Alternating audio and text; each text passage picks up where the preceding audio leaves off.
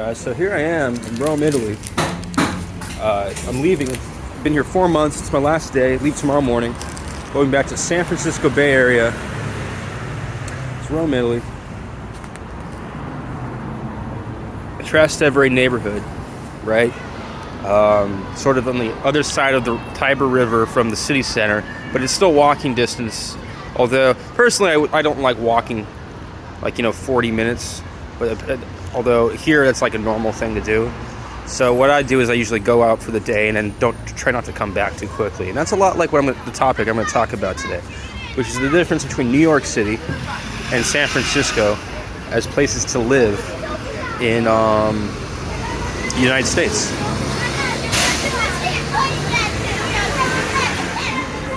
Definitely not too happy to leave Italy. It's a good country, very steady, very pleasant. But I do love America. I've learned since being here. Love them more than I thought I did. So I will say this about San Francisco and New York, the other sides of the country.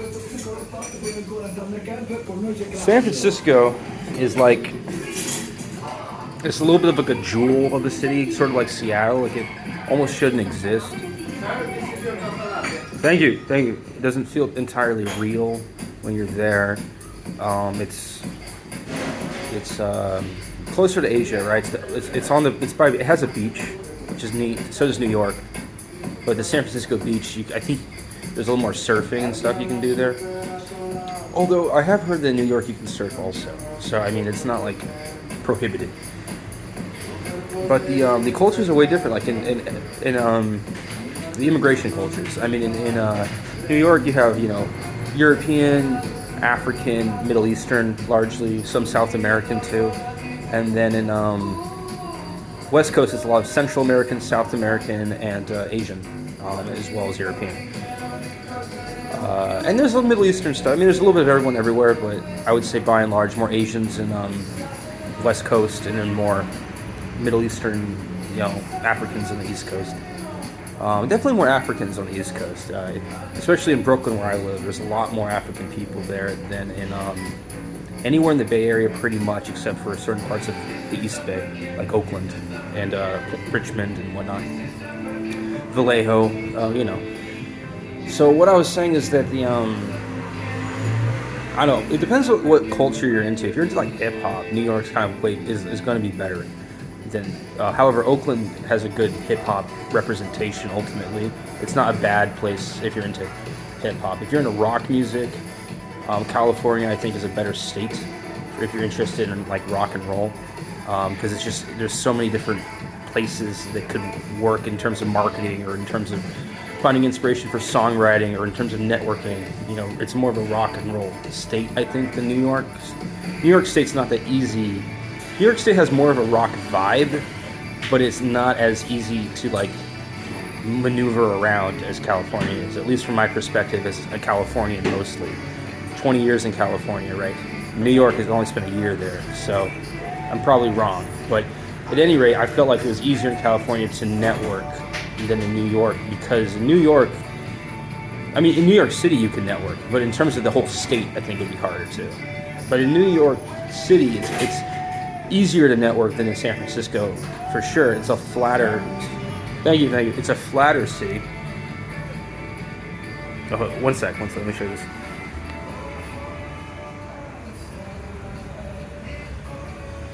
It's Christmas, so that's the nativity. It's kind of funny. Anyway, the drinks in Italy are also kind of interesting.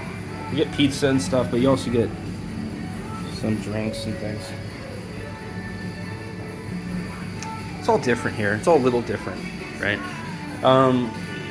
So San Francisco is the money there is all based around new money. It's tech. You have sort of, at this point, they're kind of old enough businesses, right? Facebook, Twitter. I was going to say MySpace, but what's the one? LinkedIn, I think. Oracle is there, or was there. Google is the other big one, and I think even the biggest one is Apple. For a while, you had Tesla stuff there too. San Jose is considered the most expensive city in the country. because San Jose has so many tech workers and tech executives and tech companies in this area, generally in that South Bay region. But the San Francisco itself is a small slither of the whole Bay Area. It's really just the tip of the peninsula. The peninsula itself isn't even part of San Francisco, and it's got its own stuff going on. And where I'm from, it's called Marin County. It's right across the Golden Gate Bridge. That area is also its own can of worms. One thing I like about Marin County is it's right between San Francisco and the wine country of Sonoma and Napa. So if you want the wine country pastoral, life, you can do that in a heartbeat. And if you want some of the fun, entertainment value of the city or financial value of the city, you have that in a heartbeat as well. And East Bay is also its own thing, which is is the funkier element in the Bay Area. The actual transportation and stuff, I think, isn't great either. There's really way too much traffic on the Bay Bridge. The bridges in New York are abysmal. The public transit is better technically in New York because it's got one of the oldest and largest metro station networks on the planet. However, you don't really know that while you're using it. It doesn't feel that way when you use it. It feels a little like a sewer or something. It just feels like you're hanging out in an open sewer where there's compartment cars that zoom you around. It doesn't feel like a proper subway. I guess we watch enough TV shows with that old subway station that we forget how unpleasant it is to use. The MTA, right? That said, it's still a lot better than having no station at all, which is the case in most of the Bay Area. The only metro station system they have, I keep saying station system, is the BART, which largely, it goes through a few different places in San Francisco proper, but by and large it gets you from one side of the bay to the other. And the bay is it's big. It's not like the rivers like Hudson and East River in New York. The bay is really big, so you need to go across as fast as possible. And having a subway do that for you is great.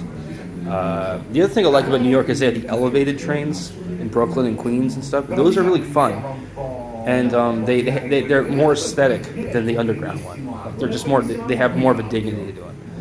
You don't get anything like that in the Bay Area. And those cable cars that you see in postcards or whatever commercials, TV, phone.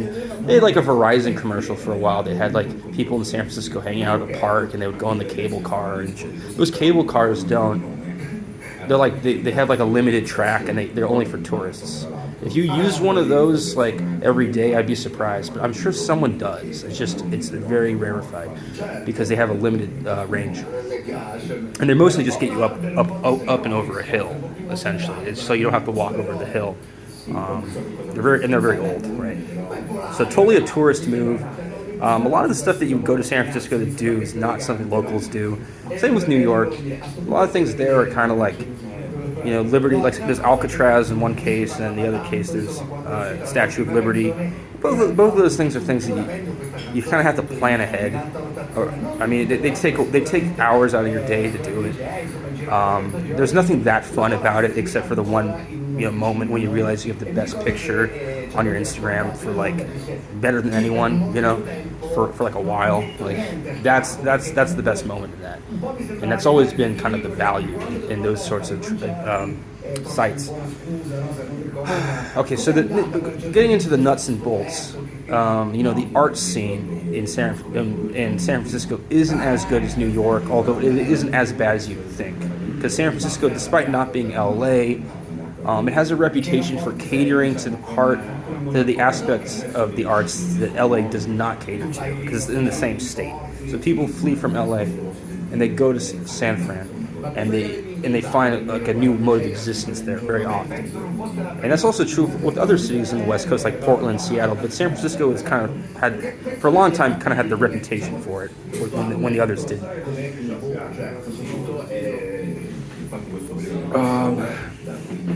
New York, though, has a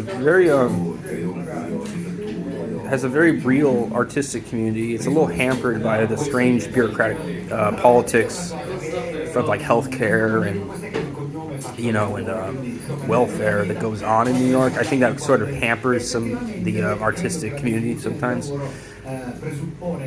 Or sorry, not hampers it. It hinders it. Whatever it is, it hinders it. However, I should go for a walk.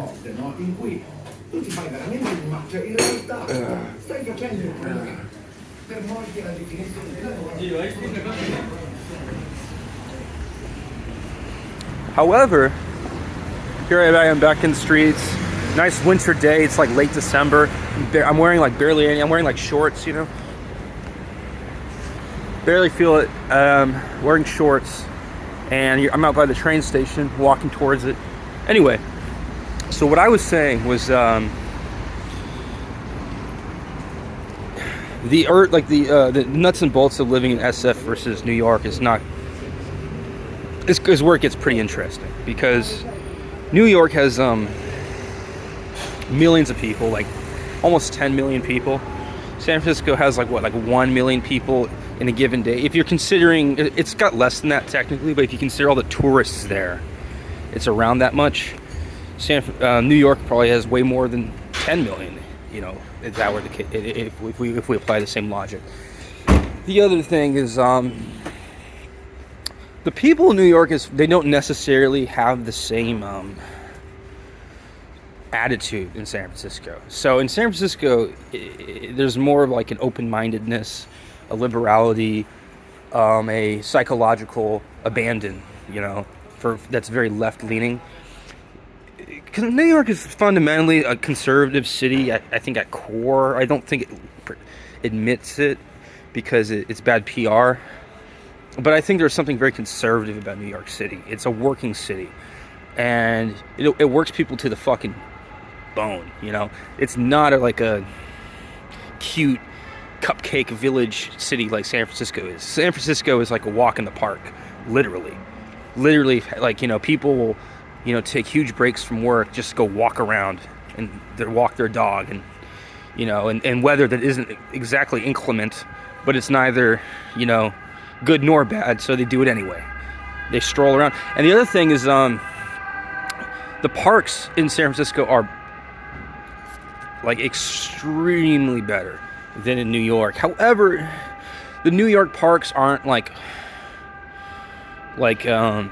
always bad. They're just like few and far between. And then when you get a good one, you have to kind of go to the one that everyone's packed in at, which is good for networking or whatever. It's good for organizing, rendezvous points with friends. But now, okay, nightlife. Nightlife in New York and San Francisco is not is different in a way. There's a sleaziness to the New York nightlife that makes it sort of cuts away a certain percentage of how much you would participate in if you lived there. Unless you're really adventurous about it. But there's a certain percentage, I think, of New York nightlife that gets more press than it deserves, because you wouldn't really want to do it anyway. You wouldn't want to hang out with that crowd necessarily. That said, bars are open till 4, and there's a lot of them. And you get tired of one neighborhood, you can go to another, and guess what? The bar is going to be open till 4. That's pretty cool. San Francisco, everything's open till 2. There are some after hours things, of course, but when everything closes at 2, that becomes sort of stupid when you compare it to New York City. New York City wins in that department, hands down. The other thing is that you can't. It's hard to like maneuver in SF even at night unless you use an Uber. New York, there's 24-hour subway, but after midnight, the subway runs like every 30 minutes. So it's a double-edged sword, because you get pretty plastered, and then you stand in the subway waiting for your 30-minute train ride back to your home station, and you're like, what is it? You're kind of like afraid you're just gonna fall into the tracks, because you're just like you're sitting on. There's not that many benches in these subway stations. You usually have to stand. and then you usually have, if you're standing, you're usually going to start walking around a little, and especially if you drink. So it's not good. Like one thing leads to another. However, it's still better than having nothing at all and having to rely on Ubers all the time, which is and to be fair, sometimes the Ubers aren't that expensive in either city, although they can be very expensive depending on traffic. Still, there are surprises like food. I was surprised by grocery prices in New York City. The grocery prices were not inherently prohibitive. Like, you know, like some people were telling me the groceries are just like so expensive that it's like not worth living there on that alone. I found that the groceries were very like reasonable in many cases. Sometimes you can tell there was like a supply chain issue, just transporting the goods in a truck through Brooklyn, you know, is like not all the way, you know, all the way, and then all the way down to Long Island somewhere. It's like that's not something like any distributor wants to do. So they're going to charge a premium. Not a premium, but they're going to just, like, you know, charge more for that service. And San Francisco kind of falls on that too, but San Francisco has, I think, better transit overall. It's a smaller city, and there's more ways to get into the city, or at least it's part of the city that the San Francisco itself kind of feels like a Brooklyn, like almost all its own. Like if Manhattan never existed and then Brooklyn was the one that really developed and had all the skyscrapers, that's a little bit what San Francisco feels like in terms of convenience. However, the one difference is San Francisco has so many hills in the residential areas, but also even in the financial area, that you feel like it's inconvenient even if it is convenient. Like even if technically on the Google Maps it says it takes 7 minutes to walk, you're going to feel like, oh no, it's not going to take 7 minutes because I have to walk this huge, you know, it's kind of European. Like you're walking up this hill to get to the town square, and you're like, "Why? That's not going to be 7 minutes, no way." But technically, it is. It's just gonna be a painful 7 minutes. What else here? What else? Like I said, there's a lot of old jobs in the financial services, old world money going on. A lot of art dealing, a lot of drug dealing, a lot of any kind of, you know, smuggling and dealing is in New York. Great for brokering. You know, real estate is amazing there. Real estate is almost too good there. It's kind of the bee's knees right now. San Francisco real estate's great, but it's not the same like level of excitement as in New York. Even though financially you'd probably be making, you know, you wouldn't be worse off. I mean, if you were a good broker. The one thing I do like about SF is it's really good for tech work. So if you're like a programmer, San Francisco, you can go to like a coffee shop and they'll have like power outlets everywhere that you can use, and you can like type away on your fucking, you know, Dreamweaver or whatever the fuck, you know. So that's great. You know, and Adobe is from there, which I think is charming. So if you're in anything tech related, like San Francisco has got all these companies that you can email and call up, and you can be in their headquarters in an hour, you know, hour 15. New York doesn't have really tech companies like that. They have some regional stuff, but New York is also better for film. They have some good film studios, not as many as you'd think, but they have them. So depending on if you want to be in business, but you don't want to be in like the most boring business in the fucking world, which is like financial services or real estate or something. You want to be something a little more creative or intelligent. You can find that in San Francisco more easily. I think the eccentricity kind of helps it in the long run.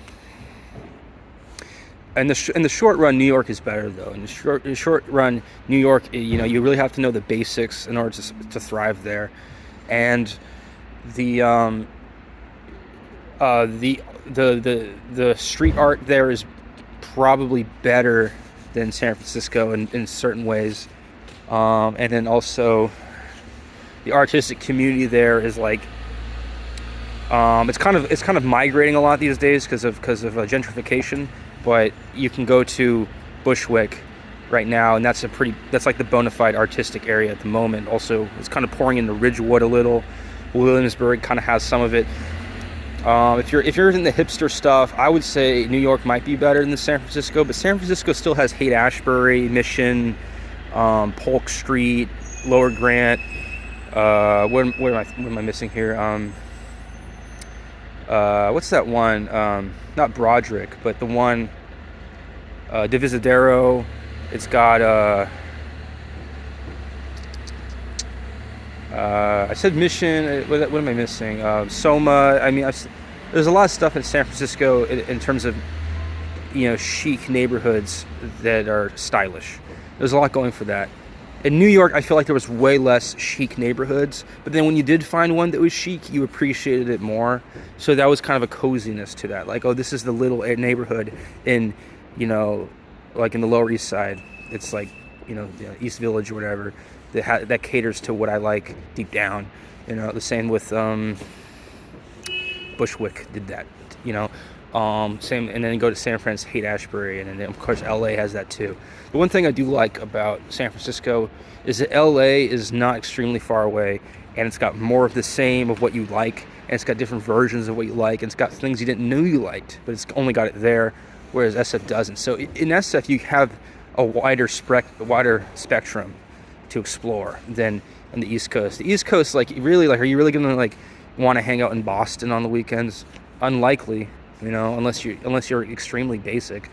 Do you really want to go to DC on the weekend? I mean, these places aren't, also the nature isn't as staggering. Nature is almost underwhelming no matter where you lived, in the world. So some of the least impressive nature on the planet is on the East Coast. It's all just a giant marshland. That said, there's a lot more history there. There's more ways to be nerdy on the East Coast because there's more nerdy things to be into, I think. But the West Coast has some of the higher level nerdy activities that there are at any moment. But now, so that's in terms of the intelligentsia. But in terms of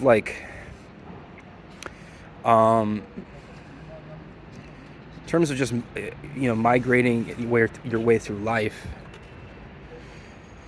I don't know, man. New York's got a lot of coffee shops. Like I said, it doesn't have any.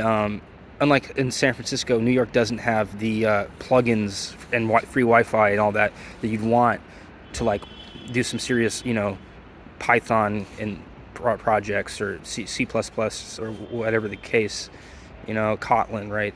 So to doing any of that is sort of inaccessible in New York much of the time unless you have it mapped out. You kind of have your go-to areas. New York to me feels like a place where you kind of have to know what you're going to do for the day, and then in order to do that thing for the day. San Francisco is more of okay, I know roughly what I want to do. I can probably figure out how to do it if I just sort of fling myself in a certain direction. Maybe that's just me having lived there for 20 years and being less thrown off by distractions. But I find that it's easier to just sort of fly into things in San Francisco, whereas in New York you kind of have to be in the know about what works and what doesn't. There's a lot in New York, by the way, that just fucking is a bust. New York is not this cornucopia of awesome things to do. There's certain you walk around in New York, and especially in Brooklyn, and you're where the fuck am I? I'm 45 minutes out from what I plan to do, because I went on the wild goose chase looking for a pharmacy, the one pharmacy I had to go to for a COVID test or whatever it was. And you're now you're in some basically a shithole, right? New York has a lot of shithole neighborhoods that no one talks about because no one goes to them, except for the people that just fucking live off subsistence, welfare and shit. So and I'm not bashing it. I mean that's just one way to live. You want to be a welfare guy, you're not gonna live in a nice area, and some people are fine with that. But San Francisco didn't have that much of a presence for that. San Francisco was that was all sequestered segregated even really into Oakland. And so in terms of quality of life, I think that actually works for San Francisco in the short run. But in the long run, it makes people detached from how the other half live, and that's a dangerous thing. So yeah, I don't know. In drawing into a conclusion, I don't. No, I mean the airports in San Francisco are better. SFO is a better airport. Oakland's not half bad. It's kind of gross, but it does the job. JFK is kind of unbearable. Newark is in a horrible area. Good airport, but it's in a horrible area. I haven't been to LaGuardia yet, so I can't compare. I also haven't been to San Jose Airport, which I know is a major one in the Bay Area. Some things are just out of our reach, right?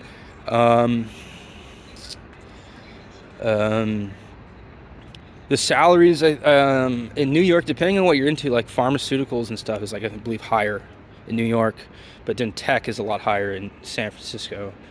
Um, in fact, a lot of the tech workers can't even afford to live in San Francisco, as I'm sure you've heard.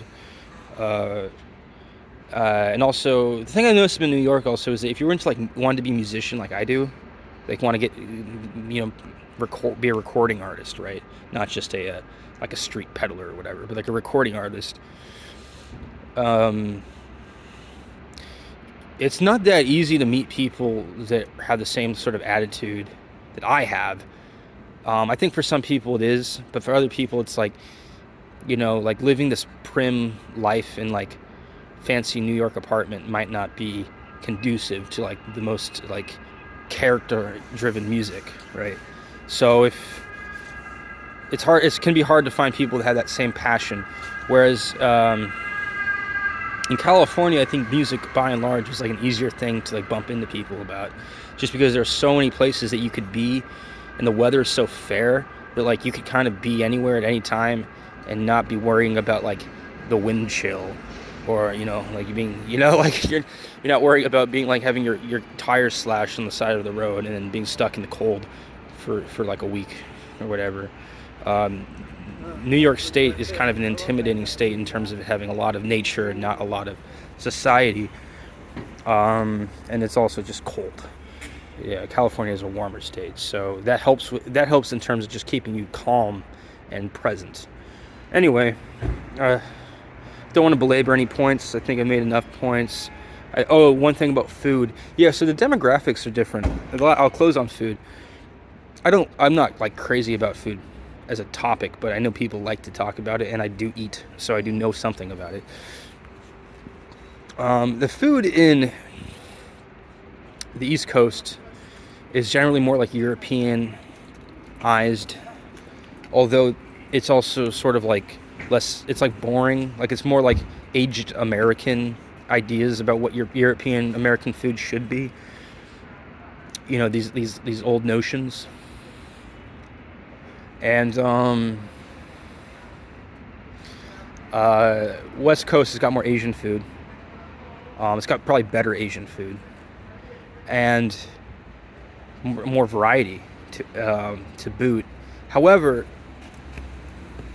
a lot of the European food is like non-existent on the West Coast, which is kind of scary, because if you grow up watching TV and film and music videos and all that, you're in internet videos, YouTube, like you're gonna be like, where are all like the diners? Where are all the delis? Like those don't even exist on the West Coast often. So there's like an aspect of like the American reality that just doesn't even exist, but in your head it does, because you've just been inundated with so much strange media content. So just keep in mind that like there's gonna be some things missing on the West Coast if you're used to a more East Coast world.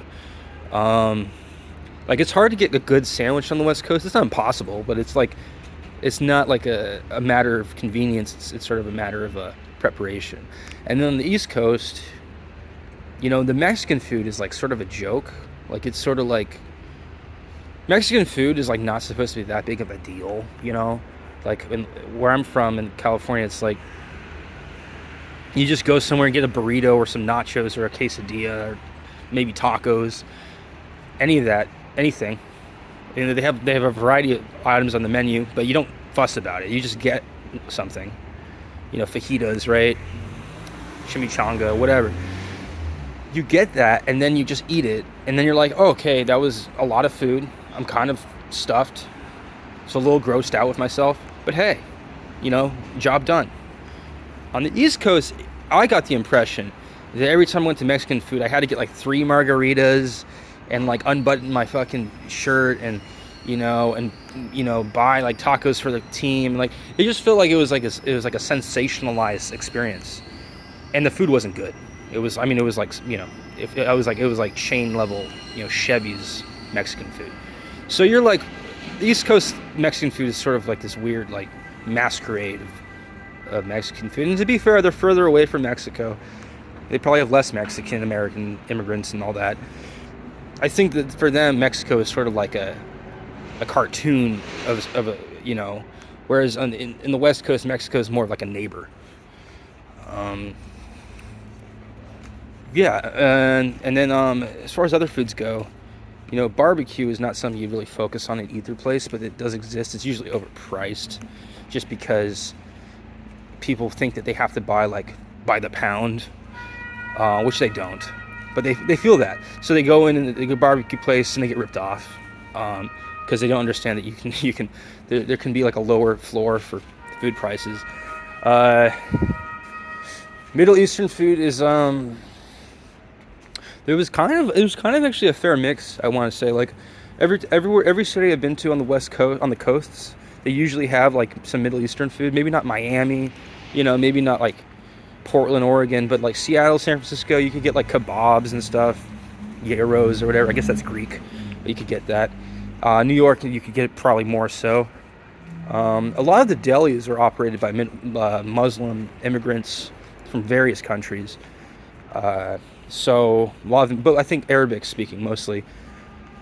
So a lot of the delis in New York were really like, you could, if you didn't know where Middle Eastern food was, you just asked the guy at your local deli and he'd point one out to you. It was like that kind of familiarity.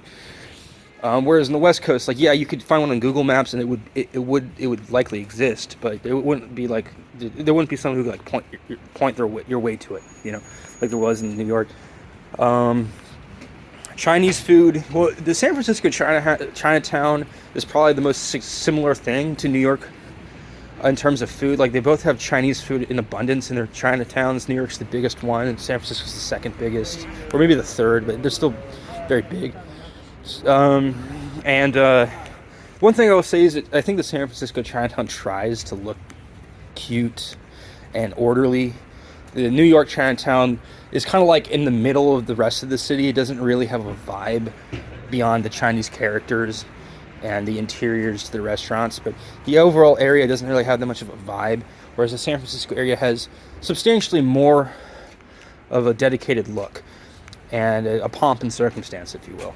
And that said, Little Italy abuts Chinatown in both towns. Like, you have North Beach, which is San Francisco's Little Italy, and then you have Little Italy in New York. And I was surprised at how much I kind of liked both of them. I liked Little Italy in New York. It definitely had more history than North Beach. But the North Beach in San Francisco is like, it's like this island. Like, it's just sort of out in the middle of the West Coast. You don't really get that vibe in LA or Seattle or Portland. So it's really like this island of Italian American, delicatessens and pizzerias and things. The food is good in both cases. Sometimes even better than Italian food in like Rome, let's say, or Italy. Because face it, like, the only difference is that it's more expensive, but the quality isn't necessarily way worse or anything. But yeah, so back in the States, you can get Italian food for some reason. Italy and in France and in New York and in San Francisco. The other side is you can get French food more easily in New York, although not as easily as you would expect. You'd expect to be like every neighborhood would have like a nice little French restaurant, or every super neighborhood would have one at least, or something like that, and it would be this quaint sort of cornerstone of cuisine wherever you live. Not so. New York, you have to kind of find the 4 or 5 French restaurants, and they're not going to be that spacious, and you're just going to sit in this cramped little dingy kind of hole in the wall French restaurant that's probably not going to last for all of time. And that's going to be your French cuisine experience in New York. So keep in mind that French cuisine is not on the up and up in any city, I think. What else is there? I was surprised to find that there was a lot of German like beer gardens in New York, where you could spend like $17 and get like a 1 liter, of a certain kind of beer or whatever. You can get that actually in Europe all over the place. But especially in Italy, for some reason, like I was surprised by that. And obviously, you get in Germany, but in Italy, I didn't expect to get it. You get it here quite easily. You can get a Guinness, a liter of Guinness in a stein. But in New York, you could kind of get that, but you'd have to pay like a premium for it, and it sort of ends up being kind of asinine. But yeah, I was kind of surprised. I think it was almost like it was replacing French food somehow. It was more normal to have French food, German food than French food in New York City. For whatever reason. And the other thing is, as far as food's concerned, I think like Southeast Asian food is not that good in New York. San Francisco is a lot better at like Vietnamese food, Thai food, even stuff is more exotic like Burmese food. I don't know, perhaps there's a Laotian place I haven't heard of. New York doesn't really have a ton of like exotic Asian restaurants. They have like as much as like a place. They have it as much as like, you know, like a rather basic town, city would. I guess it's like it's sort of in the average, maybe a little bit below. But my experience is that just walking about, you didn't see as many Thai restaurants as like Seattle, you know.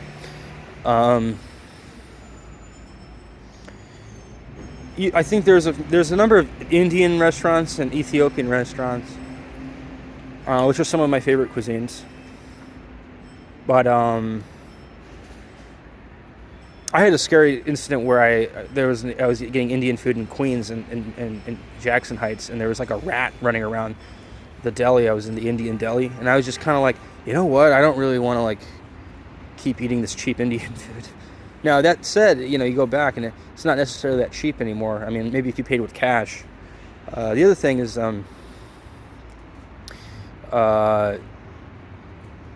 certain neighborhoods just like won't have Indian food, and then certain neighborhoods will have like one restaurant. So you kind of had to like plan it out. Whereas in San Francisco, I want to say it wasn't that easy to find an Indian restaurant that was good, but they had them. And then the overall Bay Area was like almost better. Like Berkeley and stuff was like almost better for getting Indian food. I remember Seattle was pretty good for Indian food. Maybe not great, but it was like okay. And Ethiopian food I never really pay attention to unless I see it. So I wouldn't know like I wouldn't be surprised if New York was like sort of disappointing when it came to Ethiopian food. However, any Ethiopian restaurant's kind of like a good Ethiopian restaurant at this point because it's not the most standardized and expected cuisine. The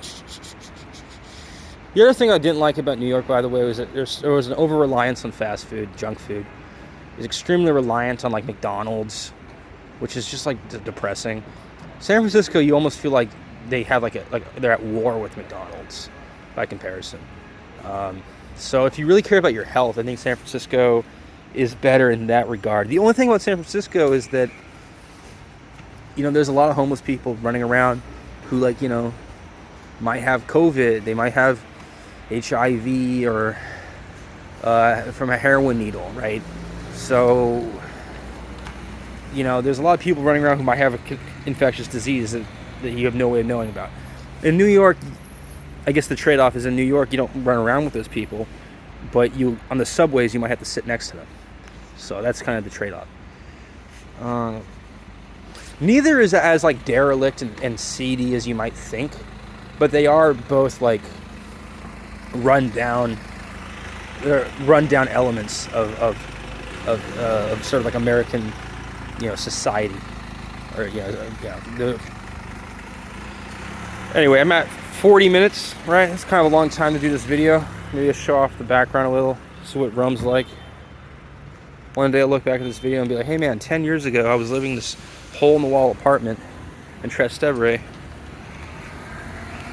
and I posted a video to YouTube. You know, everyone who watches my fucking YouTube can know exactly where I lived. And hey, maybe even someone will visit it before I ever visited, you know? And they'll know where I lived, you know, well, long after I had forgotten about it, right?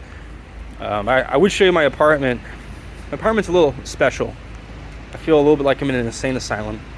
The design is not very great. And the bathrooms here, by the way, in Italy, are some of the worst I've ever seen in any country ever.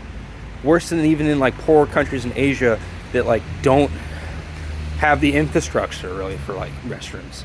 But they had better restrooms, I felt like. than Italy in a sense. All right, well, I don't want to ramble too much. I'll give you another view of the Viale di Trastevere. And then at 40 minutes here, I'll wrap up. Call it a day.